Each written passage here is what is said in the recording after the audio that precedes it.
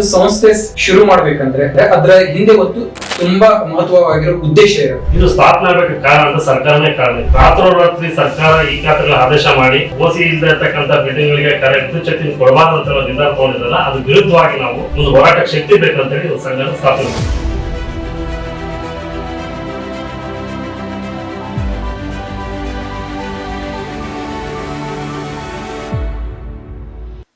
ನಮಸ್ಕಾರ ವೀಕ್ಷಕರೇ, ಇವತ್ತು ಬೆಂಗಳೂರು ಬಿಲ್ಡರ್ಸ್ ಅಂಡ್ ಡೆವಲಪರ್ಸ್ ಅಸೋಸಿಯೇಷನ್ಗೆ ನಾವು ಭೇಟಿ ಕೊಟ್ಟಿದ್ವಿ.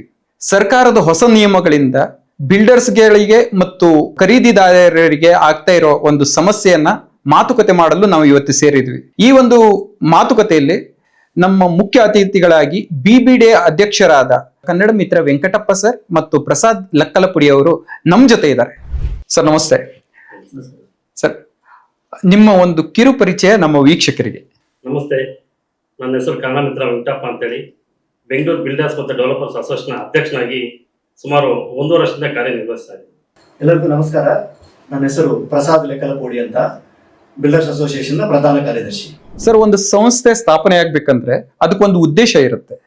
ಇವಾಗ ಈ ಒಂದು ಸಂಸ್ಥೆ ಸ್ಥಾಪನೆ ಆಗಿರೋ ಉದ್ದೇಶ ಏನು ಮತ್ತೆ ಇದು ಯಾವಾಗ ಸ್ಥಾಪನೆ ಆಯಿತು? ಸರ್, ನಾವು ಇತ್ತೀಚೆಗೆ 2024 ನವೆಂಬರ್ 13ನೇ ತಾರೀಕು ನಾವು ಮತ್ತು ನಮ್ಮ ಸ್ನೇಹಿತರು ಪ್ರಸಾದ್ ಇಬ್ಬರು ಸೇರಿ ಈಗಾಗಲೇ ಬಿಲ್ಡರ್ಸ್ ಆಗ್ತಿರ್ತಕ್ಕಂಥ ಸಮಸ್ಯೆಗಳನ್ನು ಗಮನದಲ್ಲಿಟ್ಕೊಂಡು ನಮ್ಮದೇ ಅಂತ ಒಂದು ಅಸೋಸಿಯೇಷನ್ ಬೇಕು, ಜನರ ಸಮಸ್ಯೆಗಳನ್ನು ಸರ್ಕಾರ ಗಮನಕ್ಕೆ ಮುಟ್ಟಬೇಕಾದ್ರೆ ನಮಗೆ ಶಕ್ತಿ ಬೇಕಂತೇಳಿ ಈ ಒಂದು ಸಂಸ್ಥೆಯನ್ನು ಸ್ಥಾಪನೆ ಮಾಡಿದ್ವಿ.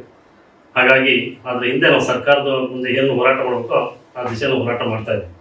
ಸರ್, ಒಂದು ಸಂಸ್ಥೆ ಶುರು ಮಾಡ್ಬೇಕಂದ್ರೆ, ಸ್ಥಾಪನೆ ಮಾಡ್ಬೇಕಂದ್ರೆ ಅದರ ಹಿಂದೆ ಒಂದು ತುಂಬಾ ಮಹತ್ವವಾಗಿರೋ ಉದ್ದೇಶ ಇರುತ್ತೆ.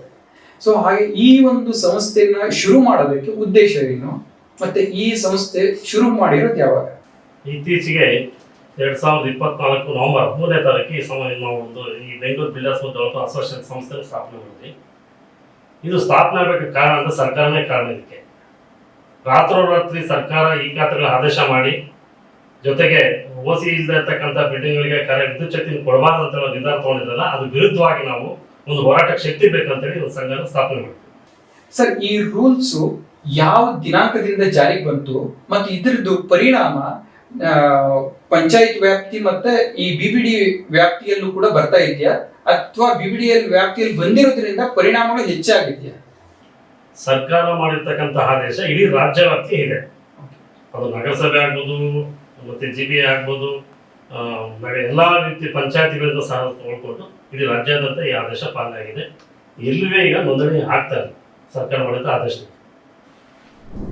ಸರ್, ಸರ್ಕಾರ ತಗೊಂಡಿರೋ ಈ ನಿರ್ಧಾರದಿಂದ ಬಿಲ್ಡರ್ಸ್ ಗಳಿಗೆ ಯಾವ ಯಾವ ತೊಂದರೆ ಆಗ್ತಾ ಇದೆ ಮತ್ತೆ ಈ ಒಂದು ತೊಂದರೆಯಿಂದ ಕಸ್ಟಮರ್ ಕಡೆಯಿಂದ ನೀವು ಅಡ್ವಾನ್ಸ್ ತಗೊಂಡಿರ್ತೀರ, ಆ ಅಡ್ವಾನ್ಸ್ ನ ನೀವು ಮತ್ತೆ ಅವ್ರಿಗೆ ಏನಂತ ಆನ್ಸರ್ ಕೊಡ್ಬೇಕಂತ ನಿಮ್ಗೆ ಗೊತ್ತಾಗ್ತಾ ಇಲ್ಲ. ಸೊ ಈ ಒಂದು ಸಮಸ್ಯೆಯಲ್ಲಿ ನೀವು ಹೇಗೆ ಫೇಸ್ ಮಾಡ್ತಾ ಇದ್ದೀರಾ ಈ ಸಮಸ್ಯೆ? ಸರ್ಕಾರ ತಗೊಂಡಿರೋ ನಿರ್ಧಾರಗಳಿಂದ ನಾವು ಈಗಾಗಲೇ ಏನು ಕಟ್ಟಡ ನಿರ್ಮಾಣ ಮಾಡಿದ್ದೀವಿ ಅದು ಸರಿಯಾದ ಸಮಯಕ್ಕೆ ಗ್ರಾಹಕರಿಗೆ ಕೊಡೋಕ್ಕಾಗ್ತಾ ಇಲ್ಲ. ಅಥವಾ ಮುಂಗಡ ಅಡ್ವಾನ್ಸ್ ಕೊಟ್ಟಿರ್ತಾರೆ, ಇಷ್ಟು ದಿವಸ ಫ್ಲಾಟ್ ಕೊಡ್ತೀವಿ ಅಂತೇಳಿ ಒಂದು ಸಮಯ ನಿಗದಿ ಮಾಡಿರ್ತೀವಿ. ಸರ್ಕಾರ ಈಗಾಗಲೇ ಮಾಡಿ 2 ವರ್ಷ ಆಗಿದೆ. ನಮ್ಮ 2 ವರ್ಷ 3 ವರ್ಷ ಆಗಿ ದುಡ್ಡು ಕೊಟ್ಟಿದ್ದಾರೆ. ಅವ್ರು ಫ್ಲಾಟ್ ಕೊಡ್ತಿದ್ದಾಗ ಅವ್ರು ಏನು ಮಾಡ್ತಾರೆ, ದುಡ್ಡು ವಾಪಸ್ ಕೊಡಿ ಅಂತ ಕೇಳ್ತಾ ಇದ್ದಾರೆ. ನಾವೆಲ್ಲ ಇದ್ದಿದ್ದು ಬಂದಿದ್ದಾರ ದುಡ್ಡೆಲ್ಲ ತೊಗೊಂಡೋಗಿ ಇನ್ವೆಸ್ಟ್ ಇದ್ರ ಮೇಲೆ ಹಾಕಿದ್ದೀವಿ. ಇವತ್ತು ರಿಜಿಸ್ಟ್ರೇಷನ್ ಎಲ್ಲ ಸ್ಥಗಿತ ಆಗಿದೆ. ಹಾಗಾಗಿ ಗ್ರಾಹಕರಿಗೆ ಸಮಯಕ್ಕೆ ನಾವು ಇದನ್ನ ಫ್ಲಾಟ್ಗಳನ್ನು ಕೊಡೋಕ್ಕಾಗದೆ ಸಮಸ್ಯೆಯಲ್ಲಿ ಸಿಕ್ಕಾಕೊಂಡಿದ್ವಿ. ಹಾಗಾಗಿ ನಾವು ಗ್ರಾಹಕರ ಹತ್ರ ನಾವೊಂದು ಚೀಟಿಂಗ್ ರೀತಿ ಅವ್ರ ಭಾವನೆಗಳಾಗಿದೆ ಅವರಿಗೆ. ಅಂದ್ರೆ ಈ ಒಂದು ಸಮಸ್ಯೆಗೆ ಪರೋಕ್ಷವಾಗಿ ಸರ್ಕಾರ ಕಾರಣ ಅಂತ? ಹೌದು, ಖಂಡಿತವಾಗಿ ನಾನು ಹೇಳ್ತೀನಿ. ಸರ್ಕಾರ ಏಕಾಏಕಿ ನಿರ್ಧಾರ ತಗೊಂಡು ಬಿಲ್ಡರ್ಸ್ ನಮ್ಮನ್ನ ಈ ಒಂದು ಕಷ್ಟಕ್ಕೆ ಸಿಕ್ಕಾಕಿದೆ. ಸರ್ಕಾರ ಒಂದು ಗಡುವು ಕೊಡಬೇಕಾಗಿತ್ತು. ಕಾನೂನು ವ್ಯಾಪ್ತಿಯಲ್ಲಿ ನಾವು ಮಾಡಕ್ಕೆ ಸಿದ್ಧ ಇದ್ವಿ. ಇನ್ನು ಮುಂದೆ ಆಗೋದನ್ನೆಲ್ಲ ಕಾನೂನು ವ್ಯಾಪ್ತಿಯಲ್ಲಿ ಮಾಡ್ತೀವಿ. ಈಗಾಗಲೇ ನಿರ್ಮಾಣಗೊಂಡಿರ್ತಕ್ಕಂಥ ಎಲ್ಲ ಕಟ್ಟಡಗಳಿಗೆ ಒಂದು ವಿನಾಯಿತಿ ಕೊಟ್ಟು ಒಂದು ಗಡುವು ಕೊಟ್ಟು ಅಷ್ಟರಲ್ಲಿ ಎಲ್ಲ ಮುಗಿಸ್ಕೊಳ್ಳಿ ಅಂತ ಹೇಳಿ ಒಂದು ಸರ್ಕಾರ ಹೇಳ್ಬೋದಾಗಿತ್ತು. ಆ ಕೆಲಸ ಮಾಡ್ತಾರೆ ಸರ್ಕಾರ. ಸರ್, ಇವಾಗ BBDA ವತಿಯಿಂದ ನೀವು ಸರ್ಕಾರದ ಗಮನಕ್ಕೆ ತರಲಿಕ್ಕೆ ಸರ್ಕಾರದಲ್ಲಿರೋ ಅಧಿಕಾರಿಗಳಿರ್ಬೋದು ಅಥವಾ ಮಿನಿಸ್ಟರ್ಗಳಿರ್ಬೋದು, ಇದಕ್ಕೆ ಸಂಬಂಧಪಟ್ಟ ಯಾರನ್ನಾದ್ರೂ ಕೂಡ ನೀವು ಮಾತುಕತೆ ನಡೆಸೋದಕ್ಕೆ ಪ್ರಯತ್ನ ಪಟ್ರ ಅಥವಾ ಇದರಿಂದ ನಿಮ್ಗೆ ಏನು ಅವ್ರ ಕಡೆಯಿಂದ ಉತ್ತರ ಸಿಕ್ತು? ಹೌದು, ನಾವು ಈಗಾಗಲೇ 1 ವರ್ಷದ ಹಿಂದೆ ನಮ್ಮ ಕರ್ನಾಟಕ ಸರ್ಕಾರದ ಕಂದಾಯ ಸಚಿವರಾದ ಮಾನ್ಯ ಶ್ರೀ ಕೃಷ್ಣ ಬೈರೇಗೌಡರನ್ನು ಭೇಟಿ ಮಾಡಿದ್ವಿ. ಅವ್ರಿಗೆ ನಮ್ಮ ಮನವಿಯನ್ನು ಸಲ್ಲಿಸಿದ್ವಿ. ಬಿಲ್ಡರ್ಸ್ ಆಗ್ತಿರೋ ಸಮಸ್ಯೆಗಳ ಬಗ್ಗೆ ಅವ್ರಿಗೆ ಮನವರಿಕೆ ಮಾಡಿದ್ವಿ. ಅವರು ಮಾತಾಡ್ತೀನಿ ಅಂತೇಳಿ ಸರ್ಕಾರದ ಜೊತೆ ಮಾತಾಡಿ ಹೇಳ್ತೇನೆ ಅಂತ ಹೇಳೋದು 1 ವರ್ಷದಿಂದ ಯಾವುದೇ ರೀತಿ ಅದರ ನಮಗೊಂದು ಪರಿಣಾಮಗಳು ಸಿಗ್ತಾ ಇಲ್ಲ. ಅದ್ರ ಜೊತೆಗೆ GBA ಮುಖ್ಯ ಆಯುಕ್ತರು ಭೇಟಿ ಮಾಡಿದ್ವಿ, ಅವ್ರಿಗೊಂದು ಮನವಿ ಸಲ್ಲಿಸಿದ್ವಿ. ಮತ್ತೆ ವಿದ್ಯುತ್ ಶಕ್ತಿ ಇಲ್ದರ ಕಾರಣ ಬೆಸ್ಕಾಂ MD ಸಹ ಭೇಟಿ ಮಾಡಿ ಅವ್ರಿಗೂ ಮನವಿ ಸಲ್ಲಿಸಿದ್ವಿ. ಸಾಕಷ್ಟು ಸಚಿವರುಗಳಿಗೆ ನಮ್ಮ BBDA ಮೇಲ್ ಮುಖಾಂತರ ಎಲ್ಲ ಫಾರ್ವರ್ಡ್ ಮಾಡಿದ್ವಿ, ಎಲ್ರಿಗೂ ತಲುಪಿದೆ. ನಮ್ಗೆ ಯಾರೇ ಕಡೆಯಿಂದ ಯಾವುದೂ ನಮ್ಗೆ ಉತ್ತರ ಬರ್ತಾ ಇಲ್ಲ. ಅಂದ್ರೆ ಸರ್, ಇವಾಗ ಮಿನಿಸ್ಟ್ರು ಕೃಷ್ಣ ಬೈರೇಗೌಡ ಅವರು ಯಾವುದಕ್ಕೂ ಕೂಡ ಸ್ಪಂದನೆ ಕೊಡ್ತಾ ಇಲ್ಲ ಅಂತ. ಹೌದು, ನಮ್ಗೆ ಅಟ್ಲೀಸ್ಟ್ ನಾವು ಕೊಟ್ಟಿರೋದಕ್ಕೆ ನೀವು ಈ ಥರ ಸಮಸ್ಯೆ ತಂದು ನಮ್ಗೆ ಇಟ್ಟಿದ್ವಿ, ನಾವು ಸರ್ಕಾರದಲ್ಲಿ ಈ ಥರದ ಗಮನಕ್ಕೆ ತಗೊಂಡಿದ್ದೀನಿ, ಸರ್ಕಾರದಲ್ಲಿ ಡಿಸ್ಕಷನ್ ಮಾಡಿದ್ರೆ ನಮ್ಗೆ ಏನೋ ಒಂದು ಅದರಿಂದ ಒಂದು ತಿಳುವಳಿಕೆ ಕಳಿಸ್ಬೋದಾಗಿತ್ತು. ಆ ಕೆಲಸ ಮಾಡಿಲ್ಲ ಅಂತ ಹೇಳ್ತೀನಿ ನಾನು. ಸರ್, ಇಂದು ಬೆಂಗಳೂರಲ್ಲಿ ಮನೆ ಕಟ್ಟೋದು ಸುಲಭನಾ ಅಥವಾ ಕಷ್ಟನಾ? ಒಂದು ವೇಳೆ ಮನೆ ಕಟ್ಟದೆ ಆದ್ರೆ ಅದನ್ನ ಅಪ್ರೂವಲ್ಸ್ ತಗೊಳ್ಳೋದಕ್ಕೆ ನಾವು ಎಷ್ಟು ಸಮಯ ವ್ಯರ್ಥ ಮಾಡ್ಬೇಕಾಗತ್ತೆ? ಸರ್, ಇವತ್ತು ಬೆಂಗಳೂರಲ್ಲಿ ಮನೆ ಕಟ್ಟಬೇಕಾದ್ರೆ ಕಷ್ಟಕರವಾದಂಥ ಕೆಲಸ. ಏನಾದರೂ ಇವತ್ತು ಅಪ್ರೂವಲ್ ತಗೋಬೇಕಂತ ಕಾದ್ರೆ, ಉದಾಹರಣೆಗೆ ಇವತ್ತು ಯಾವುದೋ ಒಂದು ಹುಡುಗನಿಗೆ ಹುಡುಗಿ ಕೊಡ್ಬೇಕಾದ್ರೆ ನಿಮ್ಗೆ ಮನೆ ಇದೆ ಅಂತ ಕೇಳಿರ್ತಾರೆ. ಹೌದು, ನಾನು ಯಾವುದೋ ಒಂದು ಫ್ಲಾಟ್ ಇನ್ನೊಂದು ಖರೀದಿ ಮಾಡಿದ್ದೀನಿ ಅಂತ ತೋರಿಸಿರ್ತಾನೆ, ಮುಂದೆ ಕೊಟ್ಟಿರ್ತಾನೆ. ಆ ಥರ ಮಾಡಿದ್ದಾಗಿ ಅವ್ನು ಮದುವೆ ಆಗಿ ಒಂದು ಮಗುವಾಗಿ 1 ವರ್ಷ 2 ವರ್ಷ ಆದ ನಂತರ ಅಪ್ರೂವಲ್ ಬರುವಂಥ ಸನ್ನಿವೇಶಗಳು ಕಾಣ್ತಾ ಇದೆ. ಇದು ಇವತ್ತಿರತಕ್ಕಂಥ ಸಮಸ್ಯೆ. ಹೇಗೆ ನಾವು ಸರ್ಕಾರ ಎಲ್ಲ ಏನ್ ಬೇಕೆಲ್ಲ ಕಾನೂನು ಮಾಡಿಟ್ಟಿದೆ, ಕಾನೂನು ಮಿತಿ ಒಳಗೆ ಬೇಕಾದ ಅದೊಂದು ಮಾಡ್ತಾರೆ, ಅದು ಮಾಡ್ತಾರೆ. ಸುತ್ತಾಡಿ ಹರಿದಾಡಿ ಸಾಕಾಗಿ ಈ ಸವಾಸನ ಬೇಡ ಅಂತ ಬಿಡುವಂಥ ಪರಿಸ್ಥಿತಿ ನಿರ್ಮಾಣ ಆಗಿದೆ ಇವತ್ತು ಬೆಂಗಳೂರಲ್ಲಿ. ಇಲ್ಲಿಗಲ್ ಪ್ರಾಪರ್ಟೀಸ್ ಬಗ್ಗೆ BBDA ನಿಲುವು ಏನ್ ಸರ್? ಏನ್ ಸ್ಟ್ಯಾಂಡ್ ತಗೊಳ್ತೀರಾ? ಈಗಾಗಲೇ ನಾವು ಸರ್ಕಾರ ಏನು ಒಂದು ಆದೇಶ ಮಾಡಿದೆ, ಆ ಆದೇಶನ ನಾವು ಪಾಲನೆ ಮಾಡ್ತಾ ಇದ್ವಿ. ಆ ಆದೇಶ ಬರೋಕ್ಕೆ ಹಿಂದೆ ಕಟ್ಟಡ ನಿರ್ಮಾಣ ಆಗಿತ್ತಲ್ಲ, ಒಂದು ವೈಲೇಷನ್ ಆಗಿತ್ತಲ್ಲ, ಅದಕ್ಕೊಂದು ಅವಕಾಶ ಕೊಡಿ ಅಂತ ನಾವು ಕೇಳ್ತಾರೆ. ಇನ್ನು ಮುಂದೆ ಯಾರೋ ತಪ್ಪು ಮಾಡೋದು ಬೇಡ. ನಾವೇ ಸರ್ಕಾರ ಮಾಡಬೇಕಾದ ಕೆಲಸನ ನಮ್ಮ ಬೆಂಗಳೂರು ಬಿಲ್ಡರ್ಸ್ ಮತ್ತು ಡೆವಲಪರ್ ಅಸೋಸಿಯೇಷನ್ ಅಂತ ಬಿಲ್ಡರ್ಸ್ ಅನ್ನು ಕರೆದು ನಾವು ಸಭೆಗಳು ಮಾಡಿ ಅದೊಂದು ಅರಿವು ಮೂಡಿಸ್ತಾ ಇದ್ವಿ. ಕಾನೂನು ಉಲ್ಲಂಘನೆ ಮಾಡಿ ಯಾರು ಕಟ್ಟಡ ನಿರ್ಮಾಣೋದು ಬೇಡ, ಬಂಡವಾಳ ಸಿಕ್ಕಾಕೊಳ್ಳೋದು ಬೇಡ. ಸರ್ಕಾರ ಏನು ಆದೇಶ ಮಾಡಿದೆಯೋ ಆ ಆದೇಶನ ಪಾಲನೆ ಮಾಡೋಣ. ಈ ಹಿಂದೆ ಆಗಿರೋದಕ್ಕೆ ಸರ್ಕಾರ ಜೊತೆ ನಾವು ಕೇಳಿ ಮನವಿ ಮಾಡಿಕೊಂಡು ಒಂದು ರಿಯಾಯಿತಿ ತಗೋಣ ಅಂತ ನಾವು ಮನವಿ ಮಾಡ್ತಾ ಇದ್ವಿ. ಅದು ಮುಂದೆ ಯಾರು ಮಾಡೋದು ಬೇಡನೇ ನಾವು ಹೇಳ್ತಾ ಇದ್ವಿ. ಸರ್, ಈ ಹೊಸ ನಿಯಮಗಳಿಂದ ಸಾಮಾನ್ಯ ಜನರಿಗೆ ಯಾವ ತರ ತೊಂದರೆ ಆಗ್ತಾ ಇದೆ? ಈಗ ಬೆಂಗಳೂರಲ್ಲಿ ಒಬ್ಬ ಮಧ್ಯಮ ವರ್ಗದ ಯಾರೇ ಒಬ್ಬರು ಒಂದು ಮನೆ ನಿರ್ಮಾಣ ಮಾಡಬೇಕು ಅಥವಾ ಒಂದು ಫ್ಲಾಟ್ ಖರೀದಿ ಮಾಡಬೇಕಂದ್ರೆ ಈ ಸರ್ಕಾರ ಮಾಡೋ ನಿಯಮದಿಂದ ಸಾಧ್ಯವಾಗ್ತಾ ಇಲ್ಲ. ನಾವು ಹಿಂದೆ ಏನು ಮಾಡ್ತಾ ಇದ್ವಿ, ಮಧ್ಯಮ ವರ್ಗದವರೆಗೂ ಕೈಗೆಟುಕುವ ಬೆಲೆಯಲ್ಲಿ ಒಂದು ಫ್ಲಾಟ್ ಕೊಡ್ತಾ ಇದ್ವಿ. ಈ ಸರ್ಕಾರ ನಿಯಮದಿಂದ ಅದು ಸಾಧ್ಯವಾಗಿರ್ತಕ್ಕಂಥ ಕೆಲಸ. ಇವರು ಮಾಡಿರೋ ಆದೇಶ ಹೇಗಿದೆಪ್ಪ ಅಂತಂದ್ರೆ, ಬಡವರ ಹೊಟ್ಟೆ ಮೇಲೆ ಹೊಡೆದು ಶ್ರೀಮಂತ ದೊಡ್ಡ ದೊಡ್ಡ ಬಿಲ್ಡರ್ಸ್ಗೆ ಅನುಕೂಲ ಆಗೋ ರೀತಿ ಮಾಡಿ, ಸರ್ಕಾರದ ಕೆಲವು ಸಚಿವರು ಅದರಲ್ಲಿ ಬಂಡವಾಳಶಾಹಿಗಳಾಗಿ ಅವರ ಒಂದು ಬೆಳೆ ಬೇಯಿಸ್ಕೊಳ್ಳೋದಕ್ಕೋಸ್ಕರ ನಮ್ಮಂಥ ಮಧ್ಯಮ ವರ್ಗದ ಬಿಲ್ಡರ್ ಮೇಲೆ ಹೊಟ್ಟೆ ಮೇಲೆ ಹೊಡೆದು ಈ ಕಾನೂನು ತಂದಿದ್ದಾರೆ ಅಂತೇಳಿ ನಾವು ನೇರವಾಗಿ ಹೇಳ್ತೀವಿ. ಅಂದ್ರೆ ನಿಮ್ಮ ಪ್ರಕಾರ ಚಿಕ್ಕ ಚಿಕ್ಕ ಮೀನುಗಳು ದೊಡ್ಡ ದೊಡ್ಡ ತಿಮಿಂಗ್ಲಗಳನ್ನು ತಿಂತಾ ಇದೆ. ಹೌದು ಹೌದು ಹೌದಾಗಿ. ಇದರಿಂದ ಬರೀ ಬಿಲ್ಡರ್ಸ್ಗೆ ಎಲ್ಲ ಸಮಸ್ಯೆ ಆಗಿರೋದು. ಕಟ್ಟಡ ನಿರ್ಮಾಣಕಾರರ ಏನು ಕಚ್ಚಾ ವಸ್ತುಗಳಿದೆಯೋ, ಒಬ್ಬ ಇಟ್ಟಿಗೆ ಫ್ಯಾಕ್ಟರಿ ಆಗ್ಬೋದು, ಮತ್ತೆ ಬ್ರಿಕ್ಸ್ ಇದು ಮಾಡೋನಾಗ್ಬೋದು, ಸಿಮೆಂಟ್ ಇಟ್ಟಿಗೆ ಮಾಡೋರಾಗ್ಬೋದು, ಜಲ್ದಿ ಕ್ರಷರ್ ಆಗ್ಬೋದು, ಸಿಮೆಂಟ್ ಅವರು, ಕಬ್ಬಿಣ, ಒಬ್ಬ ಕೂಲಿ ಮಾಡತಕ್ಕಂಥ ಏನು ಗಾರೆ ಕೆಲಸ ಮಾಡ್ತಿರ್ತಾರೆ ಅವನಾಗ್ಬೋದು, ಅದಕ್ಕೆ ಲಾರಿ JCBಗಳೆಲ್ಲ ಬರ್ತಾವ. ಪ್ರತಿಯೊಬ್ಬರು ಇದರ ಸಮಸ್ಯೆಯಲ್ಲಿ ಸಿಕ್ಕಾಕೊಂಡಿದ್ದಾರೆ. ಈ ಹೊಡೆತ ಹೇಗೆ ಬಿದ್ದಿದೆ ಅಂತಂದ್ರೆ, ಸಣ್ಣ ಪೆಟ್ಟಿ ಅಂಗಡಿ ವ್ಯಾಪಾರ ಮಾಡ್ತಾರಲ್ಲ ಅವ್ರಿಗೂ ಸಹ ಇದು ಬಿಸಿ ತಟ್ಟಿದೆ. ರಿಯಲ್ ಎಸ್ಟೇಟ್ ಉದ್ದಿಮೆಯಲ್ಲಿ ನಶಿಸಿ ಹೋಗ್ತಾ ಇದೆ ಈ ಬೆಂಗಳೂರಲ್ಲಿ ಇವ್ರು ಮಾಡಿದ ಸರ್ಕಾರ. ಹಾಗಾಗಿ ಎಲ್ಲರೂ ಕಷ್ಟ ಸಿಕ್ಕಾಕೊಂಡಿದ್ದಾರೆ. ನಾವು ನೂರಾರು ಕೋಟಿ ತೆರಿಗೆ ಕಟ್ತಾ ಇದ್ವಿ ಸರ್ಕಾರಕ್ಕೆ. ಈಗ ನೋಂದಣಿ ಇಲ್ಲ, ಇಲ್ಲಿಂದ ತೆರಿಗೆ ಕಟ್ಟಕ್ಕಾಗುತ್ತೆ? ಸರ್ಕಾರ ಬೊಕ್ಕಸಕ್ಕೂ ಇದರಿಂದ ಹಾನಿಯಾಗಿದೆ. ಮೊನ್ನೆ ಬೆಸ್ಕಾಂ ಯಾವುದೊಂದು ವಿಚಾರಕ್ಕೆ ಬಂದಾಗ ಅಲ್ಲಿ ಹೇಳ್ತಿದ್ರು, ಸರ್ ನಮ್ಮ ಇವರಿಗೆ ನೌಕರರಿಗೆ ಸಂಬಳ ಕೊಡಲು ದುಡ್ಡಿಲ್ಲ ಸರ್ ಅಂತ. ಯಾರು ಮಾಡ್ಕೊಂಡಿದ್ದು?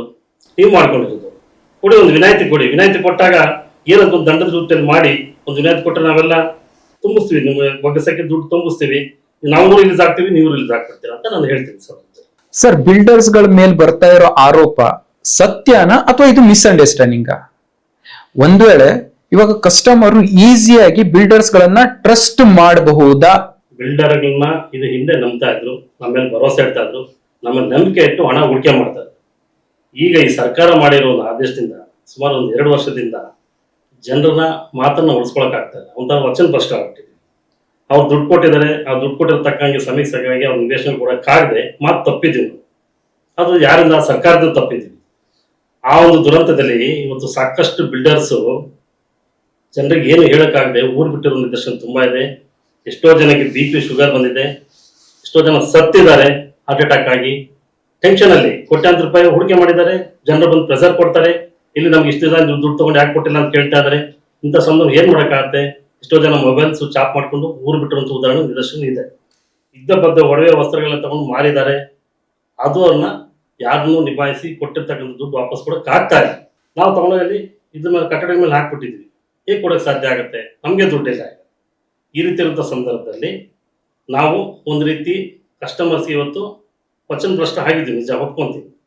ಮುಂದೆ ನಮ್ಮ ಮೇಲೆ ನಂಬುತ್ತಾ ಇದ್ರು, ನಮ್ಮ ಮೇಲೆ ನಂಬಿಕೆ ಇಟ್ಟು ಕೋಟ್ಯಾಂತರ ರೂಪಾಯಿ ಲಕ್ಷಾಂತರ ರೂಪಾಯಿ ಹೂಡಿಕೆ ಮಾಡ್ತಾ ಇದ್ರು. ಇವತ್ತು ಅದು ಸಾಧ್ಯ ಆಗ್ತಾ ಇಲ್ಲ. ಅಂದ್ರೆ ಇವಾಗ ಬಿಲ್ಡರ್ಸ್ ಗಳ ಊಟದ ತಟ್ಟೆಯನ್ನ ಸರ್ಕಾರ ಕಿತ್ಕೊಂಡಿದೆ ಅಂತ ಆಯ್ತು.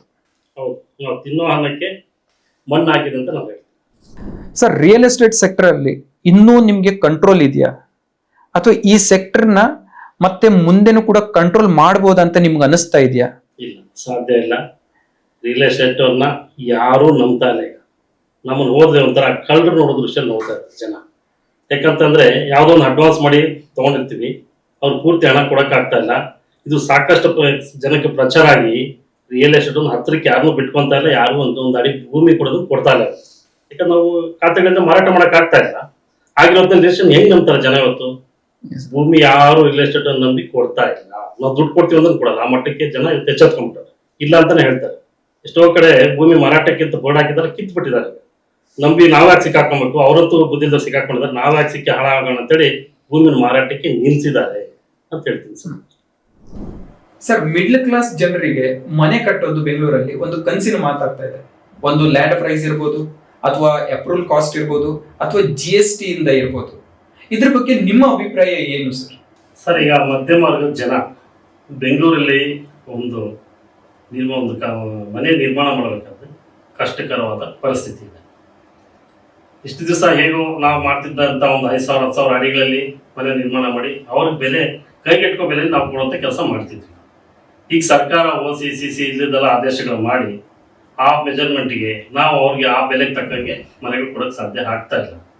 ಹಾಗಾಗಿ ಇವತ್ತು ಮಧ್ಯಮ ವರ್ಗದ ಜನ ಬೆಂಗಳೂರಲ್ಲಿ ಮನೆ ತಗೋಬೇಕನ್ನೋದು ಗಗನ ಕುಸುಮ. ಅದು ಸಾಧ್ಯ ಆಗ್ತಿರ್ತಕ್ಕಂಥ ಕೆಲಸ.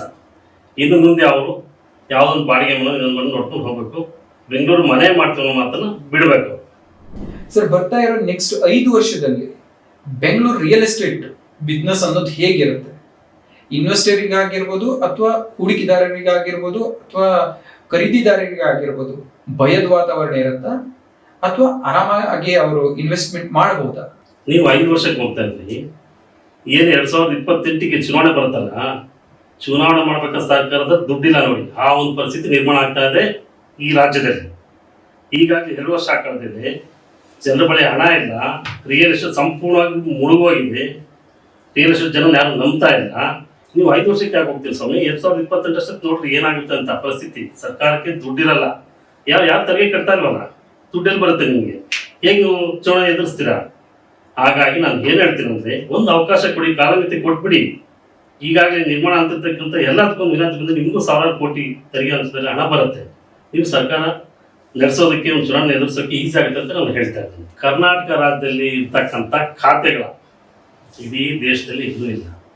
ಎ ಖಾತೆ ಅಂತೆ, ಬಿ ಖಾತೆ, ಈ ಖಾತೆ, ಸುವರ್ಣ ಖಾತೆ, ಇನ್ನೆಷ್ಟು ಖಾತೆಗಳಿದೆ ಗೊತ್ತಿಲ್ಲ. ಯಾವುದೇ ರಾಜ್ಯದಲ್ಲಿ ಇರ್ತಕ್ಕಂಥ ಖಾತೆಗಳ ಸಮಸ್ಯೆ ಕರ್ನಾಟಕದಲ್ಲಿ ಯಾಕೆ ಬಂತು? ಇದರಿಂದ ಸಾಕಷ್ಟು ಸಮಸ್ಯೆಗಳು ಸಿಕ್ಕಾಕೊಂತ ಇದ್ವಿ. ಇತ್ತೀಚೆಗೆ ಮಾನ್ಯ ಕಂದಾಯ ಸಚಿವರಂತ ಕೃಷ್ಣ ಬೈರೇಗೌಡರು ಒಂದು ಮಾಧ್ಯಮದಲ್ಲಿ ಹೇಳ್ತಾ ಇದ್ರು, ಈಗಾಗಲೇ ಏನು ನಿರ್ಮಾಣ ಮಾಡ್ಕೊಂಡಿದ್ದಾರೆ ಬಿಲ್ಡರ್ಗಳು, ಬರಲಿ ಸಮಸ್ಯೆ ತಗೊಂಬಂದ್ರೆ ಅದಕ್ಕೇನು ಪರಿಹಾರ ಮಾಡೋದು ಹೇಳಿಕೆ ಹುಟ್ಟಿದ್ರು. ನಾವು ಹೇಳೋಕೆ ಮುಂಚೆನೇ 1 ವರ್ಷ ಆಗಿದೆ ನಾವು ಮನೆಗೆ ಕೊಟ್ಟಿವಿ. ಅದಕ್ಕೆ ಯಾವುದೇ ಒಂದು ಸಮಸ್ಯೆ ನಮಗೆ ಕಾಣ್ತಾ ಇಲ್ಲ. ಮತ್ತೆ ಇದೇ ರೀತಿ 2018ರಲ್ಲಿ ರಾತ್ರಿ ಕರೆಂಟ್ ಕೊಡುವಂಥ ಇದನ್ನ ನಿಲ್ಲಿಸಿದ್ರು ಸರ್ಕಾರ. 2018ರಲ್ಲಿ ರಾತ್ರಿ ಯಾವುದೇ ಒಂದು ಮುನ್ಸೂಚನೆ ಇಲ್ಲ, ಯಾವುದೋ ತಿಳುವಳಿಕೆ ಇಲ್ಲ, ಯಾರಿಗೊಂದು ಅರಿವು ಮೂಡಿಸಿಲ್ಲ, ಏನೆಲ್ಲ ನಿಲ್ಲಿಸಿದ್ರು. ಅದೇ ರೀತಿಯಾಗಿ ಈಗಲೂ ಸಹ ಕೆಲಸ ಮಾಡಿದ್ದೀರಾ. ಕತ್ತಲಲ್ಲಿ ಎಷ್ಟೋ ಕುಟುಂಬಗಳು ಇರ್ತಿದೆ ಬೆಂಗಳೂರು ನಗರದಲ್ಲಿ. ಲಕ್ಷಾಂತರ ಜನ ಕುಟುಂಬಗಳು ಬೀದಿಯಲ್ಲಿ ಕರೆಂಟ್ ಇಲ್ಲದೆ ಮನೆಗಳಲ್ಲಿ ಒದ್ದಾಡ್ತಿದ್ದಾರೆ. ತಾತ್ಕಾಲಿಕವಾಗಿರ್ತಕ್ಕಂಥ ಪವರಲ್ಲಿ ಇದೊಂದು ನಾವು ಬರ್ಸೋಕ್ಕಾಗತ್ತಾ ವಿದ್ಯುತ್ ಶಕ್ತಿ? ಇದನ್ನು ಸಾಕಷ್ಟು ಸಮಸ್ಯೆ ಆಗ್ತಾ ಇದೆ. ಇದೆಲ್ಲ ಬೇಡ, ದಯಮಾಡಿ ನಿಮ್ಮನ್ನು ನಾನು ಮನವಿ ಮಾಡ್ತಾ ಇದ್ದೀನಿ, ಒಂದು ಅನುವು ಮಾಡಿಕೊಡಿ. ನಿಮ್ಮ ಸರ್ಕಾರ ಮಾಡಿರ್ತಕ್ಕಂಥ ಕಾನೂನಿಗೆ ನಾವು ತಲೆಬಾಗಿ ಗೌರವಿಸ್ತೀವಿ. ನಿಮ್ಮ ಇದಕ್ಕೆ ನಾವು ಸದಾ ಸಿದ್ಧರಾಗಿದ್ದೀವಿ.